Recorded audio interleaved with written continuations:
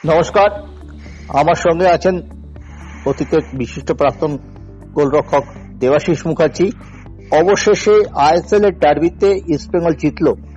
মোহনবাগানের সাথে তারা খেলেছে গত 5 বছর, 10টা ম্যাচে 9টায় হেরেছে, একটা ড্র। মোহামেডানকেও এই বছর থেকে তারা খেলছে, প্রথম ম্যাচটা হারাতে পারেনি, 9 জনে খেলে ড্র করেছিল, আজকে জিতলো, এটা একটা দিক। ম্যাচটা কেমন দেখলে দেবাশিস দা? 3-1 গোলে জিতেছে ইস্টবেঙ্গল। হ্যাঁ, 3-1 গোলে জিতেছে, ঠিক কথা। এটা ডার্বি বললো মানে তলার দিকের ডার্বি বলছি এটা। হ্যাঁ, যেহেতু একই শহরের দুটো দল খেলছে সেই অনুযায়ী ডার্বি। হ্যাঁ, দুজনের অবস্থাই এবারে খুবই খারাপ। ভেবেছিলাম মোহামেডান হয়তো একটু বেটার খেলবে, নতুন একজন ফরেনার এসছে, কিন্তু ওই একই জায়গা। মোহামেডান ইন্ডিভিজুয়াল গেম খেলতে গিয়ে ম্যাচটা হাতছাড়া করলো। অন্যদিকে ইস্টবেঙ্গল বেটার বলবো না, ওই লাক কথাটা আমি আবার নিয়ে চলে আসছি যে ফার্স্ট গোলটাও পুরোপুরি গোলকিপারের দোষ। পদম ছেত্রী যদি ফার্স্ট পোস্টে দাঁড়িয়ে ফার্স্ট গোলটা খেয়েছে, ওর বুকে লাগতো, দাঁড়িয়ে থাকলে বুকে লাগতো। ফার্স্ট পোস্টটা ছেড়ে সেকেন্ড পোস্টে বডি ফেলে দিল বল না দেখে। যাকে গোল সব গোলে রেখেছে, এটাও বড় কথা। সেকেন্ড গোলটা ডিফেন্ডাররা দিয়ে দিল পায়ে, একদম একবারে দিয়ে দিল, গিফটেড গোল। কিন্তু আমার একটা কথা হচ্ছে যে ইস্টবেঙ্গল মাঝমাঠ, কিন্তু আজকে মাঝমাঠে মহেশ, পিভি সিন্ধু দুজনকে একই দিকে খেলিয়েছে মাঝমাঠে। একজন মধ্যিখান থেকে, মহেশ মধ্যিখান থেকে, পিভি সিন্ধু বাদিক থেকে, সৌভিক মধ্যিখানে, আর ডান দিকে নন্দ। মানে এটা ঠিক মাঝমাঠের শেপ নয়, মানে কোন সময় ছিল না। অনেকটা রোমিং হিসেবে খেলানোর একটা ইয়ে। হ্যাঁ, ওই বাঁদিক ডান দিক মিলিয়ে মাঝমাঠটাকে চেষ্টা করেছে, কিন্তু সেই কম্প্যাক্টনেসটা কোনো সময় আসেনি। ফরওয়ার্ডে দিয়েমান্তসকে নিয়ে যত কম বলা যায় তত ভালো। এবং অস্কার ব্রুজোর এই যে চেঞ্জটা আমার খুব খারাপ লাগলো। যে ছেলেটা ভালো খেলছিল, বাউলি, মেসি বাউলি, যে ভালো খেলছিল, যে ছেলেটা অপোনেন্টের ডিফেন্ডারদের সারাক্ষণ প্রেসারে রেখেছিল, সারাক্ষণ চেষ্টা করে গেছে, দুটো স্টপারকে সারাক্ষণ প্রেসার দিয়ে গেছে, সেই ছেলেটাকে তুলে দিল। অবাক লাগলো যে দিয়েমান্তস কি মানে বিরাট কিছু করেছে, আমি বুঝলাম না। বরঞ্চ মেসি বাবলিকে রেখে দিয়েমান্তসকে তুলে ডেভিডকে না বলে অনেক আগে রেজাল্ট আরো বেটার হতো, আরো বেটার ফুটবলটা হয়তো খেলতো। ডেভিডকে অনেক বেশি ম্যাচ টাইম দেওয়া উচিত, অনেক বেশি দেওয়া উচিত ছিল। জানি না উনি কি ভাবছেন। এই চেঞ্জটা খুব অবাক লেগেছে, এটা করা কখনোই উচিত হয়নি। এবং ম্যাচটা একটা সময় 2-2 হয়ে গিয়েছিল, হয়ে যাওয়া উচিত ছিল। বললাম না, লাক ফ্যাক্টর। রবি হাঁসদা এবং আনোয়ারের রেমসঙ্গার shot, Anwar goal line save করেছে, একদম গোল লাইনে আনোয়ার সেভ করলো। তার আগেরটা ওই স্টপার পাটা দিয়ে দিল তোমার রিউটেসে, ওর হাঁটুতে লেগে বলটা উঠে চলে গেল, কর্নার হয়ে গেল। মানে এটা লাক ছাড়া কিছু নেই। ওখানে রবি হাঁসদা জাস্ট তুলে দেবে বলটা, ও জোরে মারতে গেল। ওই জোরে মারতে গিয়ে টাইমটা চলে গেল। ওই জোরে মারতে গেলে কি হয়, পাটাকে পেছনে বেশি টানতে হয়।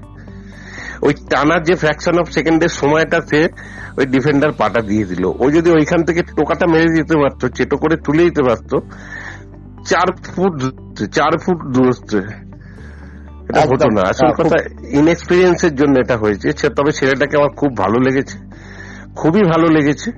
এবং একটা বল বাঁপায় দিয়েছিল আউটসাইড করে, এক্সেলেন্ট বল দিয়েছে, মানে জাস্ট ভাবা যায় না যে রবি হাঁসদা একটা শট নিয়েছিল যেটা পরিবর্তন গোলকিপার দেবজিৎ বাঁচালো। দেবজিৎ প্রথমে বাঁচালো, কিন্তু তারপরে শটটা আবারও রবি হাঁসদা পেয়েছিল, সেটাও কিন্তু ওই ডিফেন্ডারের গায়ে লেগে উঠে গেল। ওটা দেবজিতের গায়ে লাগেনি, দেবজিৎ বডি ফেলেছে, কিন্তু তার আগে ডিফেন্ডার ওই ইউটেসের পা বাড়ানো পায়ের লেগে বলটা উপরে উঠে গেছিল। তো রবি হাঁসদা আমার মনে হয় যে এই সময় দুটো টিমের বাঙালি ছেলেদের খেলানো উচিত। কেন যে দুটো টিমের কোনো চান্স নেই, এখন কোনো স্টেক নেই, এখানে কেন বাঙালি ছেলেদের খেলানো হবে না? কোথায় ফরেনাররা কি করছে, কতটা কি করছে? কিছুই করতে পারছে না। বরঞ্চ আমাদের ইন্ডিয়ান ছেলেরা বেটার ফুটবল খেলছে ওদের চেয়ে। সেখানে এই চেঞ্জ গুলো, মানে দিগন্তকে বেশি দামি প্লেয়ার বলে তাকে নিয়ে, জানি না, কোচের এই মানসিকতাটা আমার ভালো লাগলো না। অন্যদিকে মোহামেডান কিন্তু ওই অ্যালেক্সিস গোম আর ফ্র্যাঙ্কো সব ইন্ডিভিজুয়াল গেম খেলছে। অ্যালেক্সিস গোম তো বল ধরছে, সবাইকে কাটিয়ে গোল করতে গিয়ে খেলাগুলোকে সব নষ্ট করছে।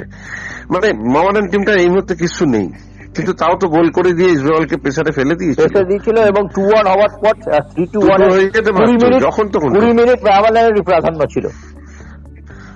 তো সেখানে চেঞ্জ করো, টিম চেঞ্জ করো, বাঙালি ছেলেদের খেলাও, যারা আছে তাদের সুযোগ দাও, বা জুনিয়র ছেলে, বাঙালি কেন, জুনিয়র ছেলে যারা আছে তাদের আস্তে আস্তে খেলাও, তারপরে যদি না হয় তখন সিনিয়রদের নামাও।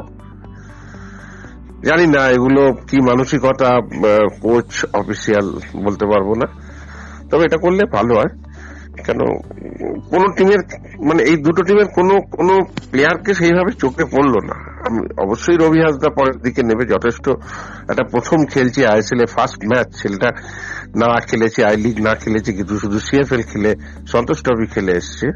সেই ছেলেটাকে আইএসএল এ ফার্স্ট ম্যাচ যেভাবে, ফার্স্ট বলটাই যেভাবে আউটসাইড দিয়ে বাঁদিকে একটা পাস করলো, মানে এক্সেলেন্ট পাস খেলেছে, মানে জাস্ট ভাবা যায় না, মানে এবং সেটা থেকে গোল হয়েছে।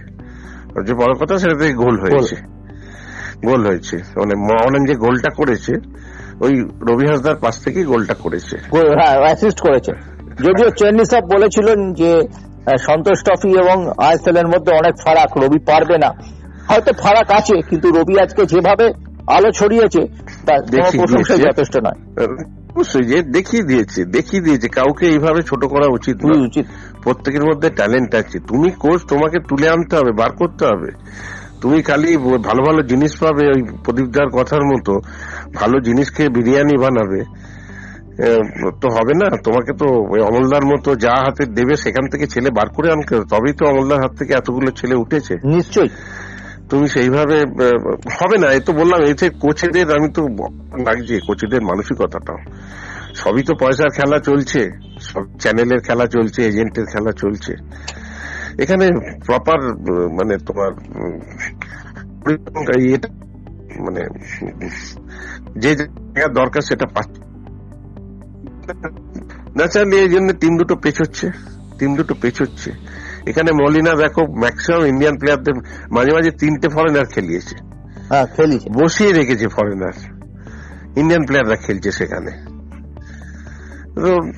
ন্যাচারালি মনমান অনেক বেটার জায়গায়, কেন প্রত্যেকটা ছেলে খেলার মধ্যে চলে এসছে, প্রত্যেকটা ছেলে দায়িত্ব নিয়ে খেলছে, প্রত্যেকের মধ্যে আন্ডারস্ট্যান্ডিং আছে। আমি কালকে এই কথাটাই বারবার বলেছি যে আন্ডারস্ট্যান্ডিংটা দেখো টিমের মধ্যে। এটা এখন বলবে যে জিতছে বলে সব ভালো হয়ে যাচ্ছে, হারছে বলে, তা নয়। মানসিকতাটা দরকার, তবে তো তুমি ওই খারাপ জায়গাটা থেকে পেরিয়ে ভালো জায়গায় আসবে। এই মানসিকতার পরিবর্তন দাও। মোহামেডান টিমে এই মুহূর্তে মানসিকতা একদম তলানিতে, ইস্ট বেঙ্গলের চেয়েও খুব খারাপ জায়গায় মোহামেডান। আমার তো মনে হয় না এরপরে কোনো ম্যাচ ওরা আর জিততে বা ড্র করতে পারবে। একদম তাই। অনেক ধন্যবাদ দেবাশিস দা তোমাকে।